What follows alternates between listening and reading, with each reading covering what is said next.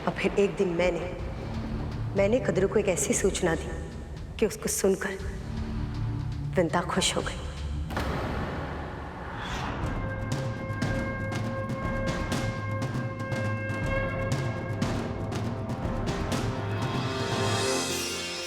विंता,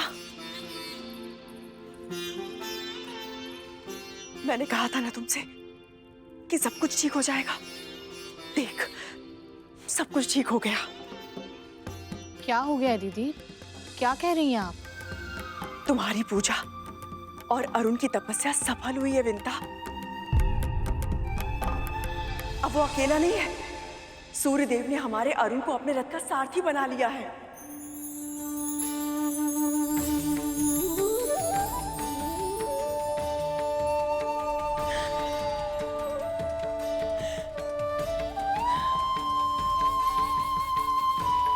सच?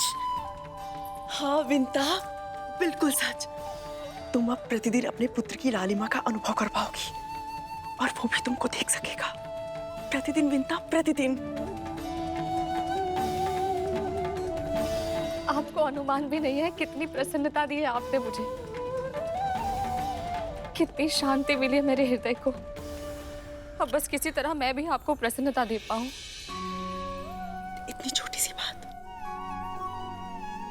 तुम चाहो तो अभी भी मुझे प्रसन्नता का उपहार दे सकती हो, मेरी एक छोटी सी इच्छा पूरी करके। तुमने चार दीवारी को अपना बंदी गृह बना लिया है।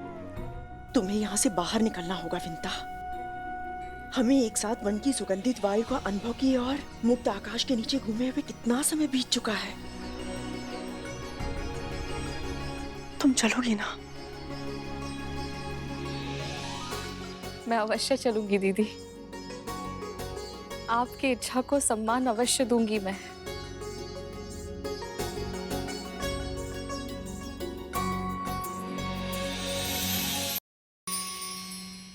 मेरी इच्छा तो बस ये है कि तुम्हें इन चार दीवारों से बाहर निकालने के बहाने आजीवन दास्तां की बेड़ियों में बांध सकूं। बड़ी माँ मेरी माँ की भावनाओं के साथ खिलवाड़ कर रही थी। उनके प्रेम, उनके विश्वास का अनुचित लाभ उठा रही थी वो।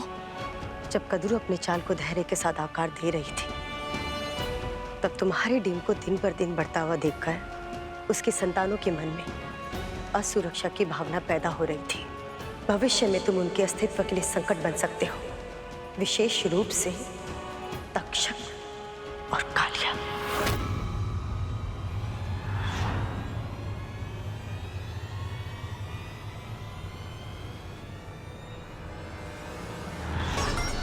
मुझे धुंधला धुंधला स्मरण हो रहा है।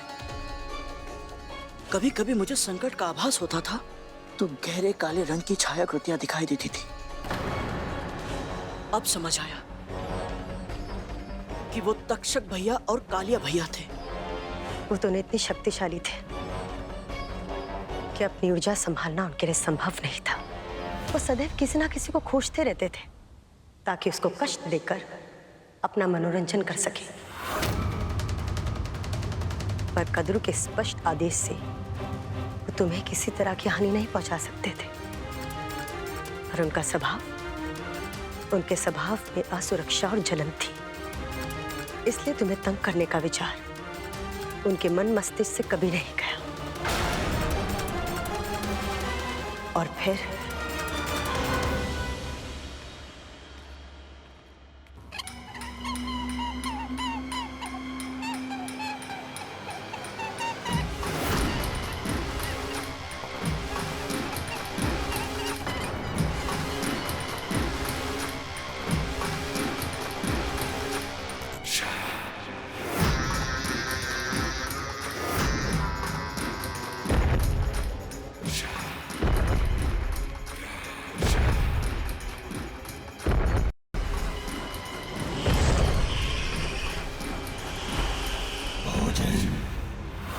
भोजन भोजन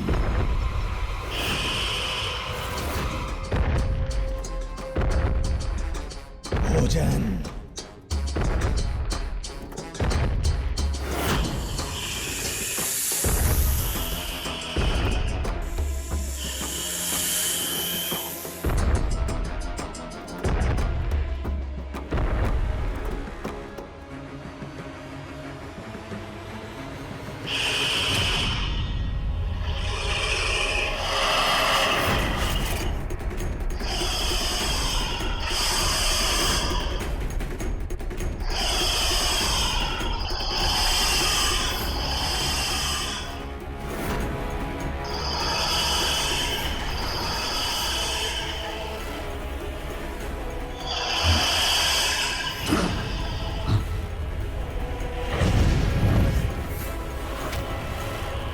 ओ बिन बुलाए अतिथि,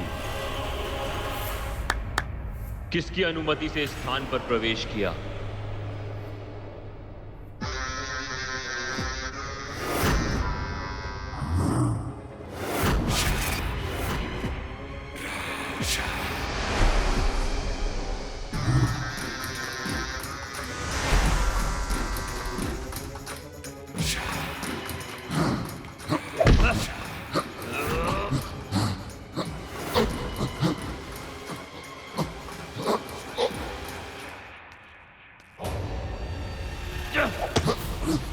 रुक जा।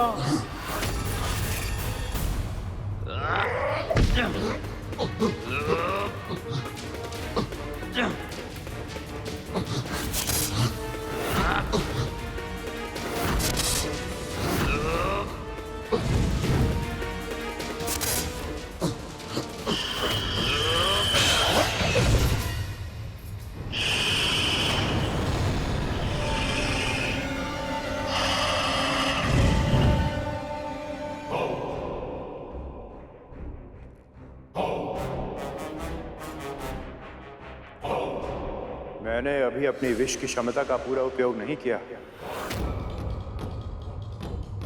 क्योंकि उसे अपना शत्रु बना के क्या लाभ, जिसे हमारा मित्र होना चाहिए। किंतु तक्षक भैया,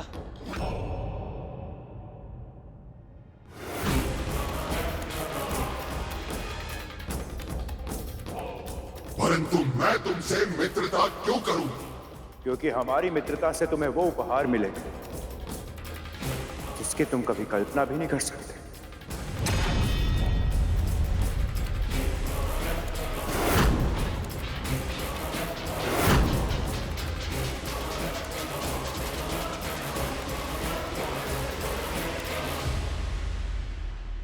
वो डिम देख रहे हो?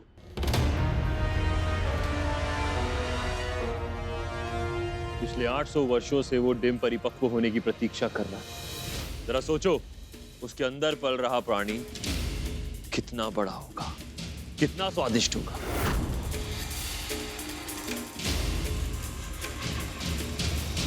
तुम चाहो तो अकेले पूरा का पूरा खा सकते हो।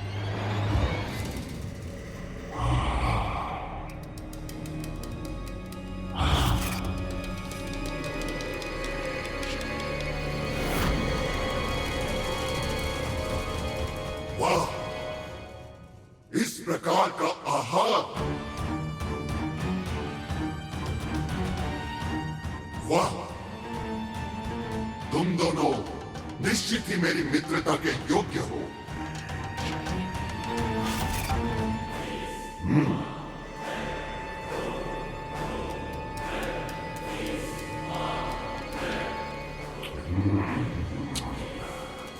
एक बार मैं इसे खा लूंगा तो मेरी भूख लंबे समय के लिए मिट जाएगी।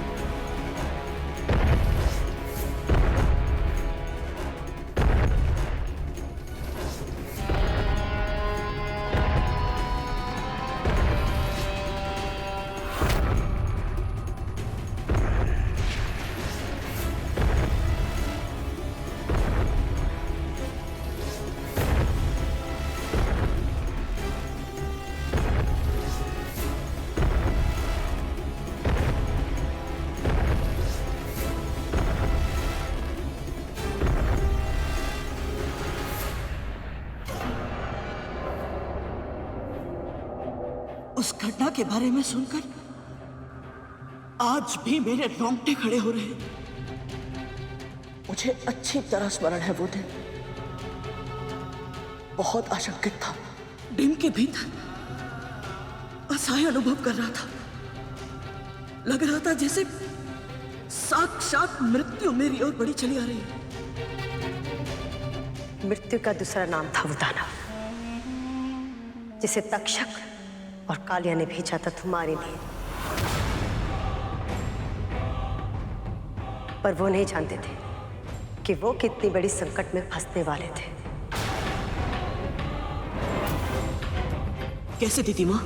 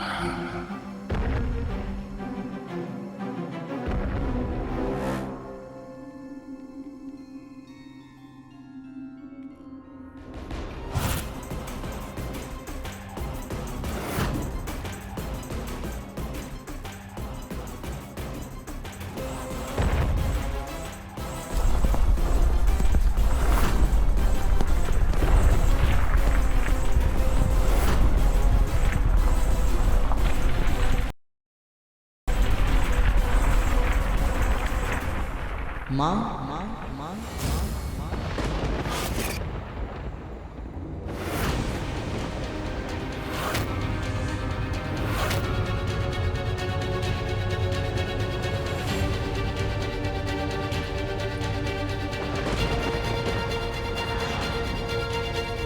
मुझे आभास हो रहा था दीदी माँ कि कोई भयानक दुष्ट छाया मेरे डिम की भारी आवरण को छू रही है।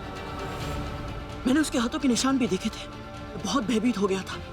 बस उस समय मुझे स्मरण हुआ कि माँ हर समय प्रभु विष्णु का नाम जपती रहती है और मैंने भी वही किया। फिर उसके बाद क्या हुआ यह मुझे स्मरण नहीं। मैं बताती हूँ कि उसके आगे क्या हुआ।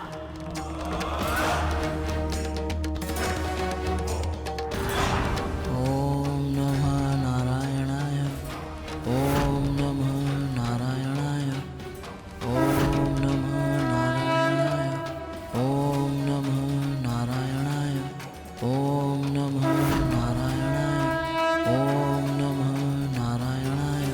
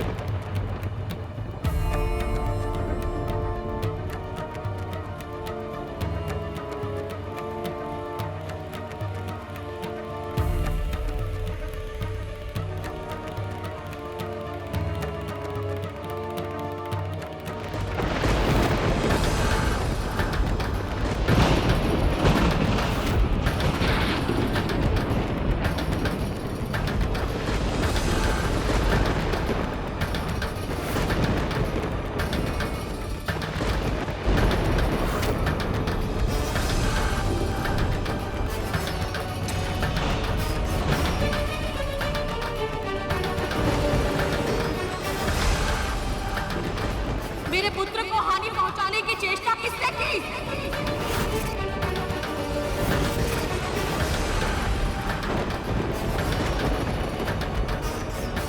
मेरे पुत्र को हानि पहुंचाने की चेष्टा किसने की?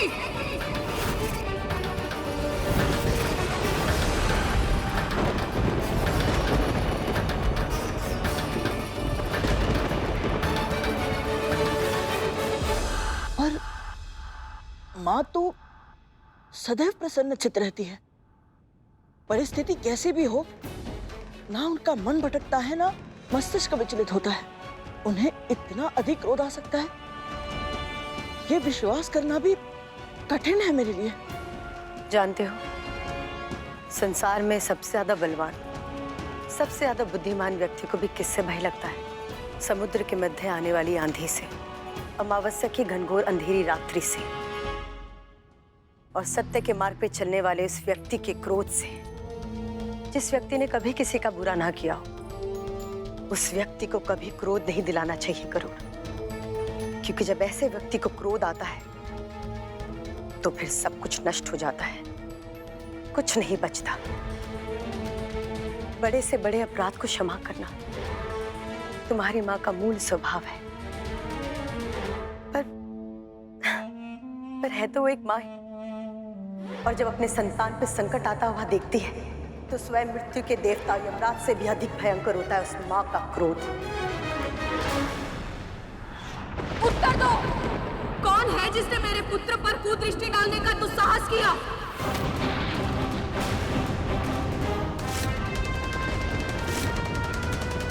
कायरों की भांति छिपे मत रहो, सामने आओ। किसका षड्यंत्र है ये? शांत हो जाओ विद्या, शांत हो जाओ। तुमने देखा ना, वो कोई अनजान ही था। पर वो था कौन? कैसे आया यहाँ? और क्यों मेरे पुत्र को हानि पहुंचाना चाहता था? तक्षक कालिया, सच कहो, क्या जानते हो उसके बारे में?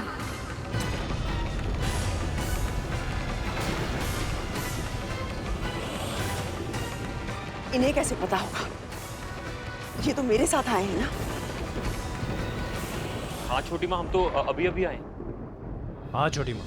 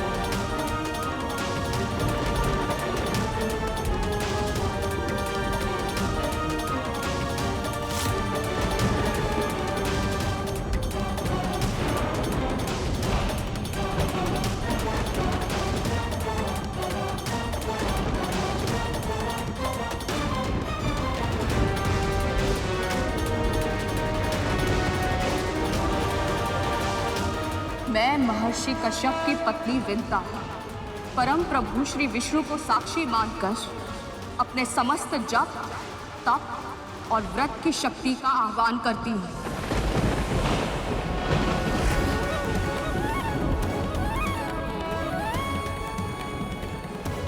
मैं अपने डिंब के निकट रहूं या ना रहूं, यदि कोई भी प्राणी मेरी इच्छा के बिना इस सुरक्षा घेरे को पार करने का प्रयत्न करेगा, वो उसी क्षण जलकर भस्म हो जाएगा।